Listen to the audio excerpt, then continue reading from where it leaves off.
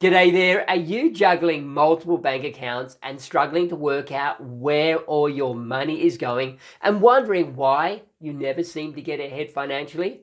Well, my name is Phil McGilvray, and over the past 35 years, I've helped over 10,000 individuals, couples, and families take control of their finances, get out of debt, and consistently save more money. And in this video, I'm going to share with you the only 4 bank accounts you ever need. I'm going to show you how you need to use them so that you can master your money, stop the leaks, and finally feel in control of your finances. And if you'd like to learn more about this after watching this video, then check out the description below where there is a link to my free Money Boss training. As I mentioned earlier, I have taught this exact strategy to thousands of individuals, couples, and families, and it just works. You don't need 10 bank accounts or complicated spreadsheets that make your head spin. You just need this one simple structure. So if you are after a super simple way to manage your finances, then this is it. So let's dive into it. Okay, so let's start with the agenda for this video. Firstly, we're going to talk about the importance of getting clarity on your numbers. What are all your expenses? What is your income? This is going to be really key because this is going to help us identify how do we use each of the bank accounts.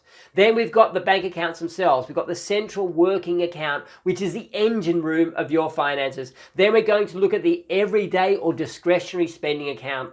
Then we're going to go through the high interest savings account and what we need that account specifically for.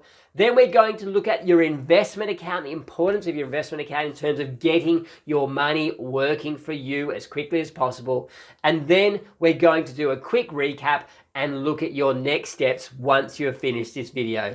Okay, so the first and most important step in this journey is to get clarity on what all of your numbers are. Now, I understand that this can be a little bit scary for some people, but I promise you that when you've been through this process of identifying, well, what are all my expenses? What do things really cost me? Then what's going to happen is you are going to put yourself in a position of power, because my experience is, and again, this is 3 decades of financial coaching, is that in the absence of facts, your brain will always err on the side of fear. So what we want to do is replace the fear with the facts. What do all of my expenses, well, what are all my expenses and what do they cost me? And what we then want to do is identify all your costs, the known costs over the course of the year, and then we want to break that down into a monthly figure. So annual expenses divided by 12 to make it a monthly figure. We want to take 6 monthly or quarterly or by semester or by term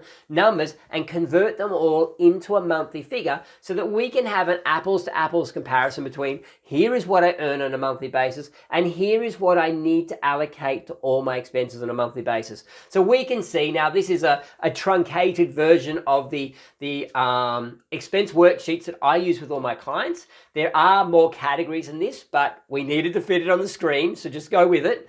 But you can see here we've got everyday expenses, which is things like the groceries, petrol, parking, entertainment, bought coffees, bought lunches, and so on.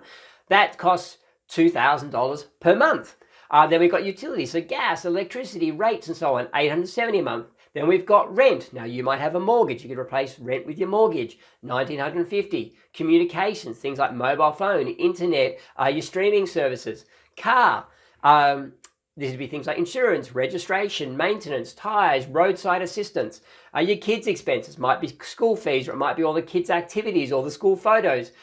You can see going through this list here, what we've been able to do is identify all your expenses across the course of the year and bring them down into one monthly figure so that we can clearly see what does it cost you, what do you need to be putting aside for each of these expenses each month so that when these expenses turn up, the money is just sitting there ready to go.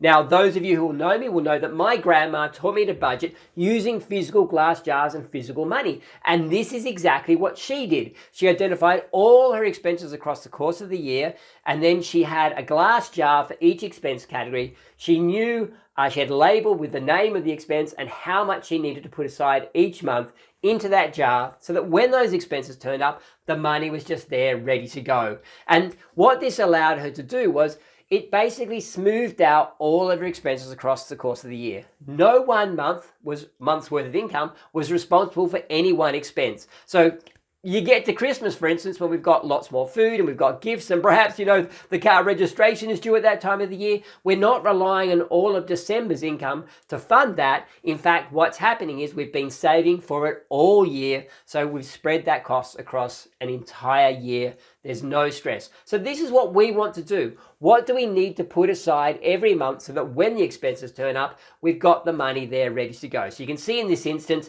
down the bottom here, it comes to a nice round figure of $8,000 a month is what all of my expenses cost me. Okay, so I hope that's making sense. The next step then is to have your central account. Now, this is really important. This is the first and most important account. This is the engine room of your personal finances. The first rule of this is all income comes into your central account. So if you're a couple, what this means is that both incomes go into this account. Really important because this is the doorway into your financial world. This is how you can harness your cash flow, create accountability for where the money's going, and making sure that you're going to make the most of this money. So all sources of income comes into this central account. Now you can see what we also need this account to be able to do is have all the bells and whistles of a transaction account. So you need this account to be able to do direct debits from it. You need to be able to do periodical payments from it, transfers from it. Credit card gets paid from this account if you've got one, and ideally you have a debit card too. So what's happening is all your expenses are running through this account in one form or another. Now, in the middle here, you will see these little squares. I think of those as grandma's jars, which I was just telling you about. This is where you hold all the money for your known upcoming expenses. So think about all of grandma's jars. All this jar money is sitting in your central account, accumulating so that when the car registration turns up, when Christmas turns up, when the insurances turn up, when the rates turn up, we have the money sitting in this account ready to go. So let's just say that you earn $10,000 a month. That comes into your central working account. So this is your combined household income, all comes into this central working account. And then what happens is we know that $8,000 of that, so if we go quickly back to this here, we know that $8,000 of that is money that we need to hold in this central account so that when all those known upcoming expenses turn up, we've just got the money sitting there ready to go. So we have a surplus income down the bottom there. So you can see we've got $10,000 coming in. We've got $8,000 that needs to be held in this account for upcoming expenses. So that means in theory, we should have a $2,000 surplus each month. Now, what we now have, if we come back to your monthly expenses, you remember up the top here, there's one expense called your everyday expenses. And this is a one expense category that we are going to isolate into a separate bank account. Now, this separate bank account is just basically a card attached to that, like an FPOS card attached to that. And this is for all these discretionary expenses. So your everyday expenses are things like your groceries, takeaway, bought coffees, bought lunches, entertainment, alcohol, cigarettes, and petrol. This is the discretionary or consumable money that the goal is to spend this money each month. We're not trying to save this, but we have a golden rule with this account, and that is we transfer money into this account from your central account on the first day of each month, and you're putting a boundary around that spending and saying, this is all I've got for these expenses. If I run out halfway through the month, then bad luck, it's baked beans and mashed potatoes for the rest of the month. Now, it is really important that we start with a realistic figure to start with. We don't want to be running out halfway through the month and get to the baked beans and mashed potatoes or the bread and crackers too early. We want to make sure that it's a realistic amount so that we can get to the end of the month, just get there. And you will be amazed. My clients have saved over $500, $600, $1,000 a month simply by using this strategy, because these are the expenses that we waste the most money on. These are the expenses that we typically leak hundreds of dollars every single month. And we don't even mean to do it. We don't gain any great value from doing it. It just happens. But suddenly when you've got a bank account and you can see the balance of that bank account, you go, ooh, that's getting a little bit low, maybe we need to be a little bit more careful with the takeaway or the coffees, then you are going to find that you can automatically save hundreds of dollars every single month simply with this one little strategy. So this is your everyday spending account, and on the first of the month, $2,000 in this instance will be transferred into the everyday account with a simple rule. This is all you've got. You need to make it last. Okay, what this means then, of course, is that once we've taken that $2,000 out of the central account and paid it to your everyday account, you've now actually only got $6,000. So remember, we had $10,000 coming in.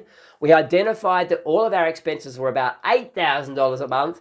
We've now taken $2,000 of that $8,000 up into everyday account, which means there will be $6,000 accumulating there for your long-term expenses. And the third account in this structure is the high interest savings account. This is the account that gives you a peace of mind and a sense of security regarding your finances, because this account has three really important purposes. The first one is to have a rainy day fund. A rainy day fund should typically be between $5,000 and $10,000, and this account is there for the unexpected expenses, the expenses that we cannot anticipate or budget for. This is things like the dog getting sick, the car breaking down, the fridge dying on us. Just this year, my wife and I have had to replace our hot water system. We've had to replace our dishwasher. We've had to replace some pads in our evaporative air conditioning. All of it combined cost about $8,000. And this money came from our rainy day fund. Every year, 10 to 15% of your expenses will be unexpected. So it's important that we do have some kind of rainy day fund set aside. The second the purpose or use of this account is what's called a cash reserve. We want to build a cash reserve. Now, a cash reserve is there for the big life events. So this is things like you get sick or injured and you can't work. My son-in-law has had some medical issues this year, which meant he hasn't been able to work for about 2 months. Now, he's perfectly okay now, but he wasn't able to work for about 2 months, which meant that he'd run out of sick leave, he'd run out of annual leave, and he was basically on leave without pay. So having a cash reserve actually filled the buffer in their budget to get him through that period of not earning as much money.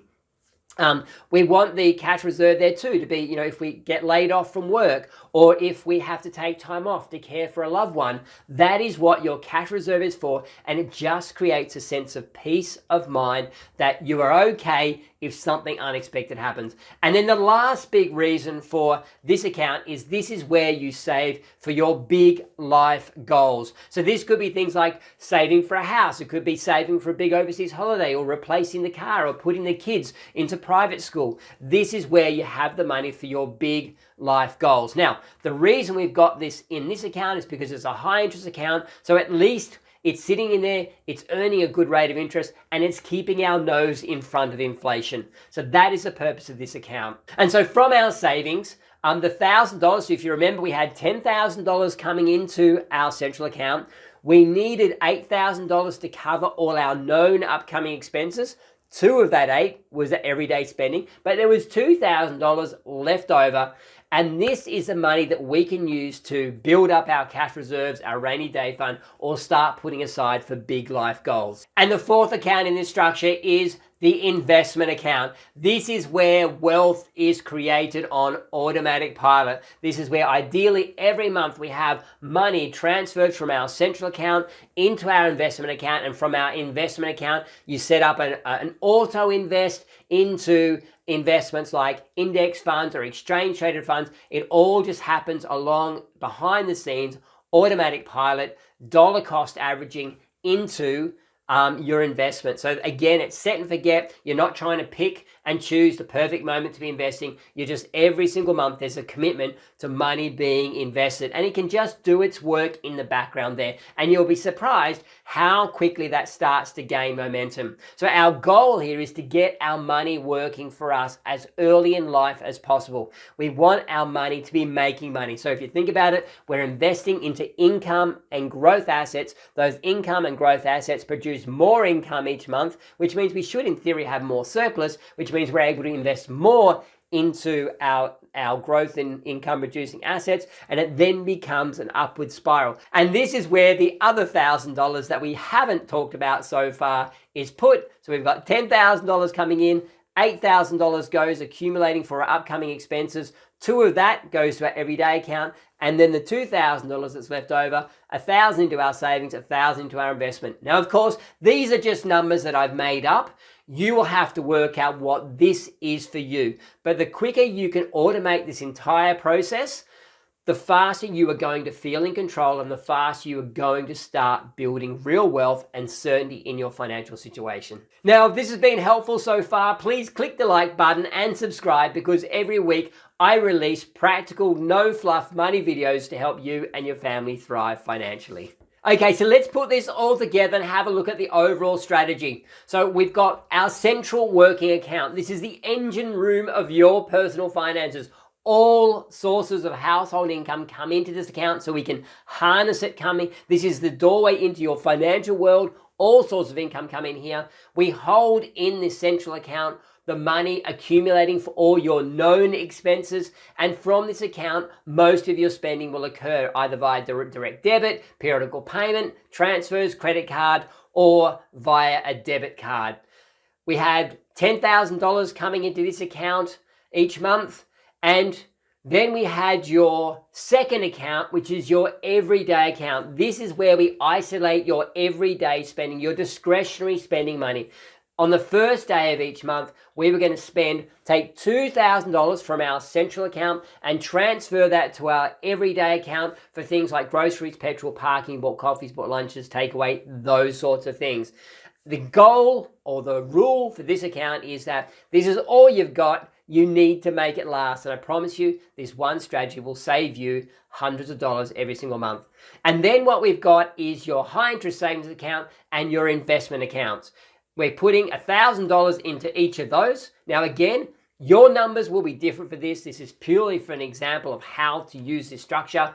But the high interest savings account is to build your rainy day fund, then to build your cash reserves, and then saving money for your life goals. And with your investment, this is where we get money working for us. This is your automated investment strategy. We send $1,000 to that investment account, and ideally in that investment account, we have a automated dollar cost averaging strategy to index funds or exchange traded funds where we're starting to get our money working for us. We're building wealth so that in the long term, we have an income stream from those investments that can replace our work income. So that is the overall strategy. So I hope this has been helpful. Thank you so much for watching this video. And can I invite you to check out my free training on how you can become a money boss of your life and take control of your financial future. The link is in the description below.